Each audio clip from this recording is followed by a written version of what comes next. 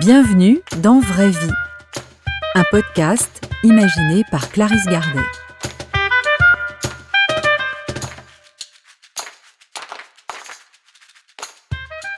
On croit souvent très bien savoir ce que ressentent les autres, ce qu'ils pensent, ce dont ils ont envie ou besoin, particulièrement ceux qui sont dans les situations difficiles ou qui traversent une épreuve comme la maladie, le handicap, la séparation. Vraie Vie donne la parole à celles et ceux qui sont concernés pour entendre de leur bouche et sans filtre ce qui fait leur quotidien, ce qui est difficile, mais aussi ce qu'ils ont appris et ont à transmettre. Vous écoutez Chemin de guérison, un épisode où je m'entretiens avec Léo. Un état de mal-être profond, incompréhensible, qui s'est répété à différents moments de ma vie. Et à un moment donné, quelque chose s'est ouvert d'une source de compréhension liée à ce que j'ai vécu enfant, qui était complètement dans l'ombre avant et inapparent. Léo, qui a aujourd'hui 31 ans, a traversé 7 ou 8 épisodes de dépression mélancolique majeure depuis l'âge de 18 ans. C'est comme un gouffre, ça se passe comme s'il n'y a plus de désir et il y a une forme d'anxiété généralisée, mais surtout plus de désir, plus de moteur, et tout est difficile et lourd. C'est très lourd et c'est très plombant, et il y a une forme de désespoir très profond. J'ai jamais eu envie de mourir en tant que tel. J'ai jamais fait de tentative de suicide, par exemple. Mais à un moment donné, c'est tellement intense, et plus ça dure, plus ça sape les forces de vie, plus, à un moment donné, on a envie que ça s'arrête. C'est vraiment ça. Qu'est-ce qui était le plus difficile ? La sensation de déconnexion profonde de moi-même. La sensation d'être complètement à côté de moi, de subir ma vie et d'être une enveloppe. Et puis le plus dur, c'est le fait que ce soit tellement marqué, tout est complètement noir, et voilà, c'est ça l'horizon.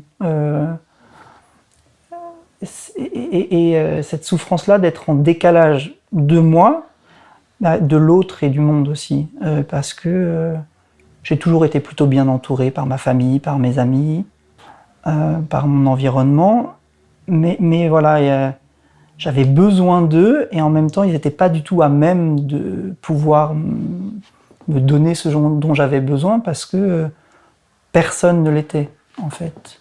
Donc c'est cette coupure le plus dur. Donc une coupure avec les autres, et les médecins, qu'est-ce qu'ils font dans ces cas-là ? Les médecins, ils accompagnent comme ils peuvent. Il y a une souffrance physique aussi ? Oui, il y a une souffrance physique. Moi, mes manifestations de dépression, c'est l'hypersomnie et la perte de poids, et les constipations aussi. Et donc voilà, assez rapidement, ça m'arrive en 3 semaines, 1 mois, de perdre 5, 6, 7 kilos. Je ne suis pas très épais de base. Et donc oui, il y a une fatigue, mais la fatigue psychique, elle est aussi liée, elle se ressent corporellement, mais elle est liée parce que les pensées négatives ressassantes sont toujours là, et ça n'en finit pas, c'est une litanie, ça s'arrête jamais. Donc il y a une partie de moi qui me dit que une forme de fuite dans le sommeil, mais qui n'est pas un sommeil réparateur, et qui est un sommeil plombé, donc on est encore plus fatigué en général quand on a dormi, quand j'avais dormi. Le travail thérapeutique entrepris par Léo depuis plus d'une dizaine d'années a fait émerger depuis peu la mémoire d'un inceste commis durant son enfance par son grand-père. Je lui demande de raconter comment ce souvenir enfoui s'est manifesté. C'est un concours de facteurs. Déjà, les nombreuses années que j'ai passées précédemment à travailler sur moi ont déblayé le chemin de certaines choses. Et je dirais que l'élément déterminant, c'est le décès de ma grand-mère, de laquelle j'étais très proche, et qui était la compagne du grand-père qui m'a incesté. Et du coup, je pense que tant qu'elle était vivante, ma psyché, c'était pas possible de pouvoir toucher la chose réellement. J'avais j'avais des choses, des bribes, enfin comme des chemins qui se dessinaient, mais je ne pouvais pas y aller. Et à partir du moment où elle est décédée, là, il y a eu des contenus en thérapie hein, qui sont revenus, en hypnose, différents outils thérapeutiques, mais qui sont revenus en fait. Et puis j'ai pu faire des recoupements, que j'avais commencé les dépressions comme mon grand-père dont je parle, qui est mon grand-père maternel, est décédé. Donc c'était en 2011, 2010. D'ailleurs, c'est très drôle, aujourd'hui, il est mort il y a 13 ans, là, quasiment jour pour jour, aujourd'hui, qu'on fait cet enregistrement. Et à l'époque, la dépression, je pensais que je commençais mes études supérieures, c'était stressant, etc. J'étais dans une prépa réputée, une prépa littéraire, et c'était pas pour moi, et je le sentais de façon un peu diffuse, mais voilà, au même moment, mon grand-père est décédé, je pense que ça a fait ça c'est a posteriori en regardant dans le rétroviseur, mais un choc émotionnel de résonance. Et puis pendant toutes les premières dépressions, c'était toujours l'automne et l'hiver, donc voilà, il y a eu plein d'explorations. Est-ce que c'est une dépression saisonnière? Est-ce qu'il y a un rapport avec ma famille? Parce qu'il y a des cas de bipolarité dans ma famille, donc il y a eu plein de recherches, et puis c'est délicat, on avance à tâtons avec ces notions-là, mais j'ai toujours su, ce qui me paraît très important de dire, que j'ai toujours su au fond de moi que j'étais pas bipolaire comme ma mère et mon arrière-grand-mère, etc. Et qu'il y avait quelque chose. Donc j'ai toujours été en quête. Et même quand j'étais très mal, j'ai toujours su que à un endroit, je m'en sortirais. Donc il y avait toujours quand même quelque chose qui me raccrochait à la vie. Et il y a des souvenirs précis qui sont remontés? Oui, le premier, c'est l'odeur du parfum de mon grand-père. Vétiver de Guerlain, qui est réapparu dans un travail d'hypnose. J'avais pas pensé à l'odeur du parfum de mon grand-père depuis au moins 10-15 ans. Et puis après, le lieu où ça s'est passé, l'appartement familial de mes grands-parents, le bureau, donc la couleur du papier peint, du canapé de l'époque. Et puis progressivement, j'ai fait un travail avec différents outils thérapeutiques, en somatic experience, qui est une pratique vraiment en rapport avec le corps et les sensations et les émotions.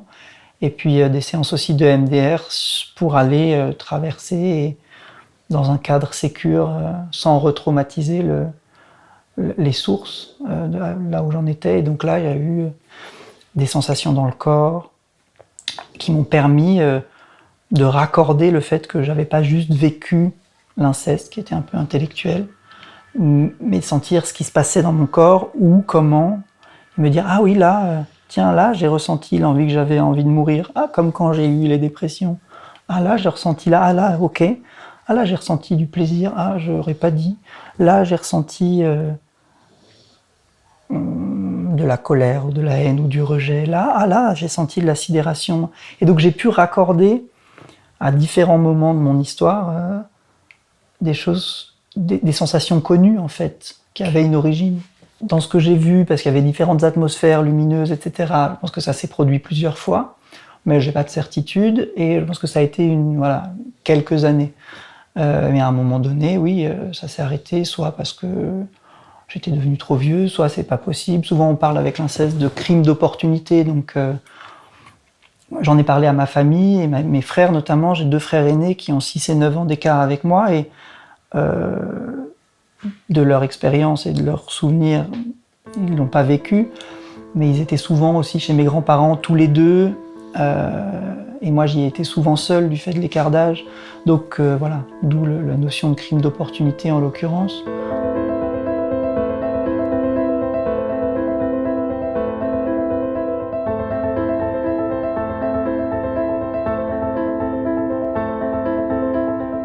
Il y a eu comme un trou pendant longtemps, et que je cherchais à combler par une forme de positivité et de... Léo, mais oui, Léo, ça va, tout va bien, il gère et tout va bien, mais il y a quelque chose d'un peu en surface qui a du mal à s'incarner, à descendre, et voilà, et des choses que j'arrivais pas à surmonter, que je comprenais pas dans ma vie, dans ma sexualité, dans l'intimité, dans le rapport au désir, mais dans le rapport aussi interpersonnel parfois, dans le rapport aux émotions. Et donc, c'est ça dont je parlais tout à l'heure, il y a toujours quelque chose qui m'a raccroché à la vie, parce que au fond de moi, je pense que je savais, et j'ai toujours senti qu'il y avait un chemin de guérison pour moi, tout simplement. Mais tu penses qu'il y a des adultes qui auraient pu voir des choses et qui les ont pas vues? Dans mon cas personnel, c'est possible. Ça, je saurais pas non plus. C'est possible que ma grand-mère ait vu ou ait su et ait laissé faire. C'est possible qu'elle ait rien vu et qu'elle en ait rien su. Ou d'autres tiers de ma famille, ma mère, ma tante, mon père, mais voilà, mais de leurs souvenirs, en tout cas de ceux à qui j'en ai parlé dans ma famille, tous ont été surpris. Mon grand-père avait cette sorte de bonhomie et de patriarche très, voilà, disert. Moi, j'ai des questionnements à titre personnel, mais par rapport à ma tante et à ma mère, quand elles étaient elles-mêmes enfants, mais ça m'appartient pas, et je travaille sur le fait d'aller bien moi et de pouvoir vivre ma vie simplement et contribuer au monde dans lequel on est. Après, voilà, c'est des possibilités. Voilà, au début, ils mettaient en question, parce qu'au début, la façon dont je leur en ai parlé, je sentais que j'avais besoin de leur en parler pour continuer sur mon chemin, pour pas rester dans le déni ou le cultiver ou mettre à côté. Voilà, j'ai eu besoin de leur en parler, c'était réel. Et donc, j'avais pas le choix que de continuer. Et j'avais pris des précautions, je leur avais dit, qu'est-ce que c'était mes mots à l'époque? J'ai la suspicion d'avoir vécu l'inceste avec mon grand-père. Et donc, forcément, ils ont creusé, ils essayaient de remettre en question, mais j'étais dans tout le processus où les souvenirs étaient en train de remonter, etc. Donc, et puis, on est assez, en tout cas moi, mais de façon générale, on peut être assez confus, flou, et c'est lié au mécanisme de sidération, de dissociation. Et donc, les choses qu'il y a à faire, effectivement, c'est parler. Et si j'ai quelque chose à dire à des gens qui écouteraient ça et qui se sentent concernés parce qu'ils le savent ou qui ont des interrogations, c'est trouver les ressources. Parce que ce dont j'ai pas parlé, c'est quand même tout le parcours thérapeutique qui a été rendu possible aussi pour moi, parce que je viens d'un milieu social relativement aisé et instruit, on va dire, avec un certain niveau de revenu dans lequel tout ce que j'ai fait, ça a été possible aussi parce que, très basiquement, je peux avoir les ressources pour le faire, financières. Et donc, il y a énormément à faire, parce que c'est un sujet qui touche tous les milieux sociaux et que tout le monde n'a pas cette aisance que je peux avoir et que ma famille peut avoir. Donc ça, c'est quelque chose d'énorme. Mais là, je sens que là où j'en suis, il y a aussi beaucoup d'allant qui s'ouvre, parce que j'ai beaucoup travaillé, je continue à beaucoup travailler, et avec le plus d'humilité possible à voir et à détricoter les choses, à voir les résonances et les effets miroirs dans ma propre vie. Et je sens là quand même beaucoup d'évolution, d'avancement dans un sens positif. Et donc il y a beaucoup un champ d'action très ouvert, où je sens que je suis incarné, que je me sens concerné. Et donc ça, il y a une forme de soulagement et de libération à ça, que ça se soit venu. Mais il y a aussi des parcours de vie où les gens vivent leur vie sans que rien réémerge, et les chiffres sont effrayants.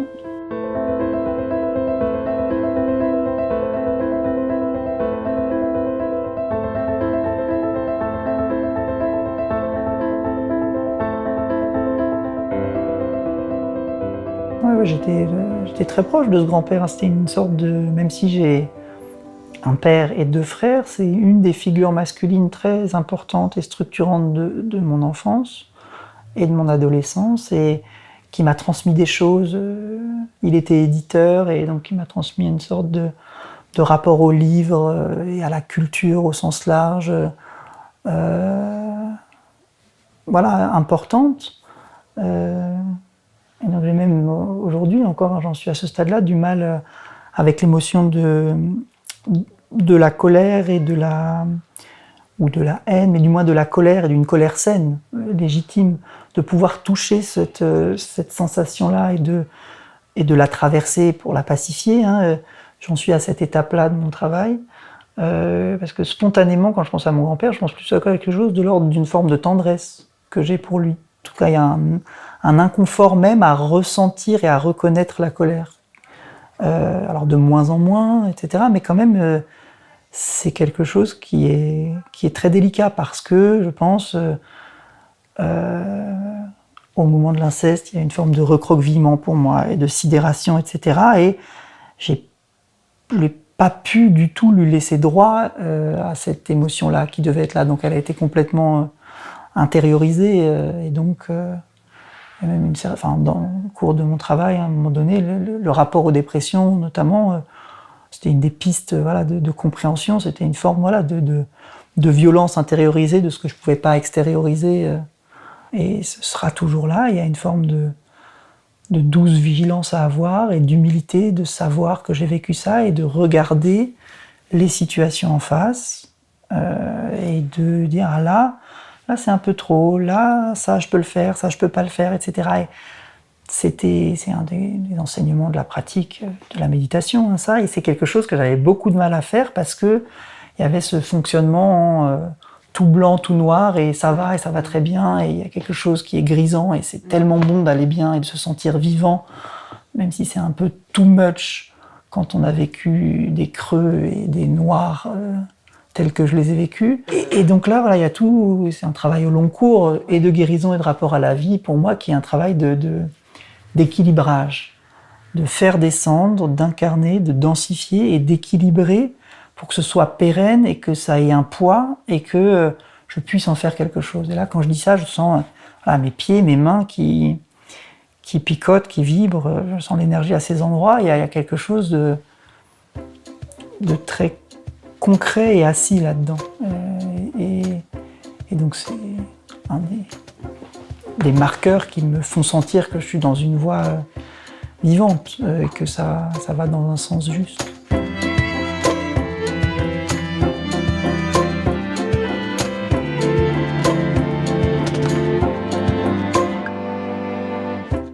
Il y a une complexité de plus, effectivement, avec laquelle j'ai dû faire face, et qui fait partie et qui est ma vie. Et je pense là que cette complexité, c'est une forme de chance dans laquelle je peux habiter pleinement ma vie. Je ne peux pas dire que mon parcours, c'est une chance, mais en même temps, aussi parce que c'est le mien. Donc c'est ça, le temps long d'intégration de ça aussi, parce que, bien sûr, j'aurais certainement préféré ne pas avoir cette histoire-là, et en même temps, j'en ai pas d'autre, et c'est la seule que j'ai, et donc je dois nécessairement faire la paix avec elle. Et donc, c'est en faisant ce parcours, qui va durer toute ma vie, à des degrés, avec des échelons différents certainement, mais que quelque chose devient réel, et justement, et pas un peu éthéré, ou hors sol, ou farfadé, un peu, un côté que j'ai pu avoir longtemps, que je peux avoir de temps en temps encore. Disons que le farfadet, c'est redescendre et ne pas rester en apesanteur.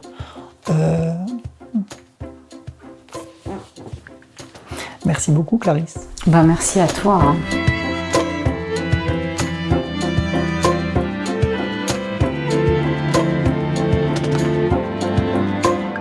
C'était Chemin de guérison, un épisode de Vraie Vie. Merci Léo pour ta confiance et ton ouverture, et bonne suite de ce chemin d'intégration. Vraie Vie est un podcast de Clarisse Gardet, réalisé par Calisson.